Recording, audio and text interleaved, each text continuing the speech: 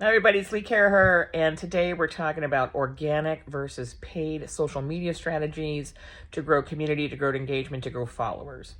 And as always, with anything social media, everything changes constantly.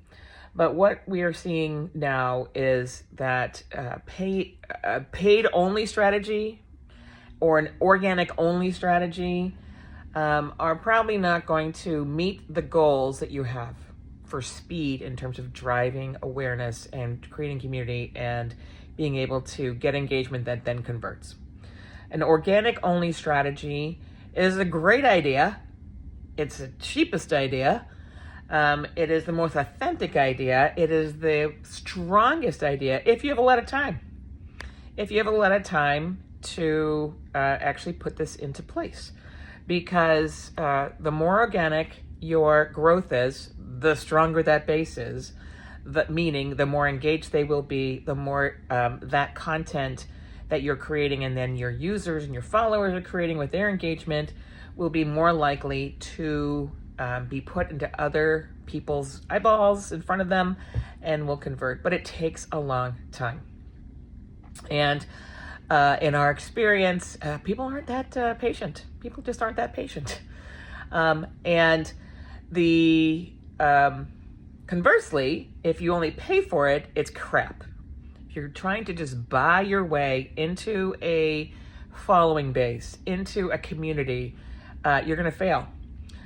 You might have a large number of followers, but if more than half of them are bots or crap, or you just bought those followers, it won't mean anything because your engagement will be so low that then that performance will be suppressed by any algorithm and will be not put in front of other people. So, it's damned if you do, damned if you don't.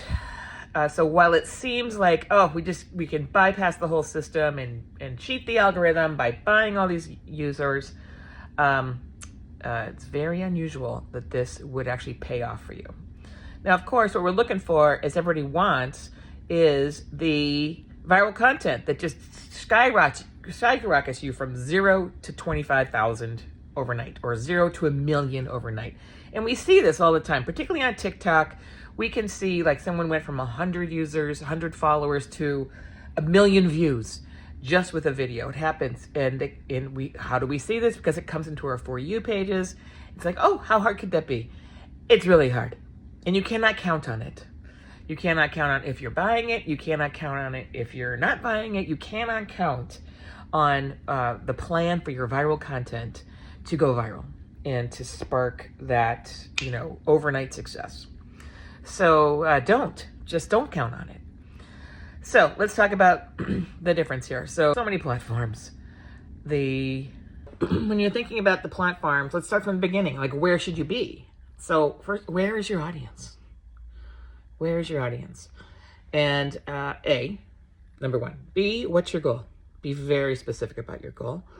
Get a lot of TikTok followers is not a goal. Well, it is a goal. It's a crap goal. Drive awareness among specific demographic and a specific location of people who enjoy X to Y. That's a goal, right?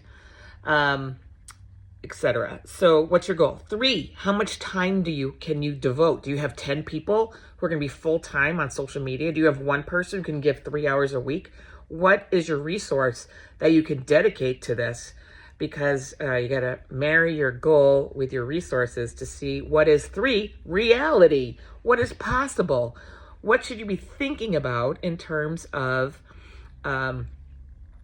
what's possible and what's realistic, so that you don't set yourself up for failure from the beginning because you don't have enough resources or your goal is too wacko and it just won't work, right? So start there. What's your goal? What are your resources? And resources is time and money and expertise. Do you have people who already know what they're doing? Are you just going to assign it to interns who are good because they know social media? P.S. Pro tip, don't do that. And then how much time are you going to spend with those people who know what the heck they're doing? And how much, and what are the different metrics, and what are the different timelines, and what are the different milestones you want to make, and all that kind of stuff. So when you can marry those 3 things together, what's your goal, What's your expertise? What's your resources, time, and then money? Can you have money to boost things? Can you have money to pay for things? Then you can put together a realistic plan that you can march towards. Number 2, where's your audience? Where is your audience? So depending on your goal, you'll want to decide where your audience is, where to focus your energy. If it's a consumer audience and you could only do one, we're going to tell you probably to focus on Instagram, unless you're doing shopping or travel, and maybe you focus on Pinterest instead. It is better to do one platform really, really well than to do like all the platforms really, really crappily. Because each platform, we see this all the time. Oh, you can see like you're on Facebook and the video or the clips are, swipe left to see the next thing. Well, you don't swipe left in the photos on Facebook. You swipe on Instagram. And someone's just like bypassing the whole natural and native format just to post content in 2 places because they can. Crap. Don't do it. So focus on 1, where is your audience? And where's your audience? And then focus on what is the best practices for that specific first priority platform. If it's a B2B audience, are you trying to recruit? Are you trying to find partners? Go to LinkedIn. LinkedIn's freaking cool, man. It is cooler than anything. And so few people of it feels like billions and billions of people on LinkedIn. Only very small percentage, like under 5% of people on LinkedIn actually post content. So if you're a poster of content, you're already indexing high. You're already going to index high. And if you are being very focused in the content that you're posting against your goal, that algorithm is going to help you be seen by more and more people who make sense. So depending on your goal, choose your platform and then make sure you understand what is the best practice for each platform because they're all different. They do not act the same. So, and then third, where do you start? You start with who you know. Start with who you know and then grow from there. We would not recommend you spend any money boosting content until you have a solid footing. Meaning, what's a solid footing? A solid footing is you have everybody you know is following you on Facebook. So maybe that's 100 people, maybe that's 300 people. And you're getting a high engagement. High engagement is the number of people, the number of likes, shares, and comments divided by the number of followers you have. So if you have 100 followers and you're getting 30 comments, that's huge. That's a big number. Well, that makes sense, right? So you see where your engagement is, see what people are engaging on. You can tweak it over time, and then you see where you're getting your best engagement from the content from people that you are confident with. Boost that. Spend $50, $5, $3, $10 against boosting content in specific places against specific audiences on the content that your bona fide organic community is already engaging with. And that will bring you to more, in general, will bring you your stuff in front of eyeballs of people who are highly aligned. If you just start willy-nilly, boosting content without having any followers, it's going into the ether. It's just going out there and who knows what's going to happen. And you can do this, test small dollars to see where things happen to get in other people's eyeballs and grow your following in your community, online community, over time. So the best, very few people have the patience to wait for real growth that surpasses the natural good metrics. So for instance, on Instagram, 10 to 20% organic growth is a really strong number.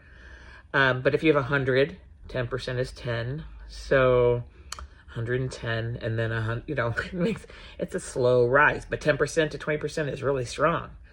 But if you have 100 and you have good engagement and you put $5, $10, $30 over time to see where it goes, and then you can measure it, well, that makes sense. If it's growing past 10 to 20%, you can see, you can actually measure. So each platform has its own strong organic growth rate based on different kinds of content. And then you could see, and then you can test. And don't test big, right? Doesn't make sense. Doesn't make sense because you're still not counting on that virality. What you're counting on is a steady, strategic content plan that engages your audience with different types of content over time, where you can measure what engages people, and then you can tweak what kinds of different format content you're doing, and what percentages, et cetera, et cetera, et cetera. So, way to go. Organic, strongest way to go. Strongest takes the longest time. Paid, if you're just paying for people, they're not your people. You need to be your people. So it's a hybrid plan that leverages a strong organic base to grow with like-minded people based on the best engaged content among that strongest organic base is where to start. So go on over to doubleforte.com. We have our new POV for this quarter. I guess it's this quarter. Anyway, October. How a hybrid approach leads to lasting results. We tell it like it is. Double-forte.com, over to resources, download the POV. We go through the 6 or 7 most used platforms. There's so many. And sort of place by place. Oops, there go my glasses. And we'll give you best practices in each. But overall, the best practices, start with organic, build up over time, and then test where you're getting the best engagement from your organic audience to boost or promote or do sponsored content around it to see how it brings you new audiences that surpass strong numbers on each of the different platforms' organic growth targets, because they're all different. I wish it was easier than that, but it's not. And in the meantime, if you catch lightning in a bottle, if you're able to get something that goes viral and goes ginormous for the right reasons, not for the wrong reasons, but for the right reasons, awesome. But don't count on it. Slow and steady wins the race. And if you can juice that race with things that you are being smart about juicing, you will grow faster over time, and then you'll be getting through all the noise, because we all have our own view on what's in that feed, and we can't count on it. So you have to get in there, work it, and then juice it once you have a strong base. All right, over to double-forte.com. Go to resources, download the POV, how a hybrid approach leads to lasting results. Let me know if you have any questions. Happy to answer them. Bye.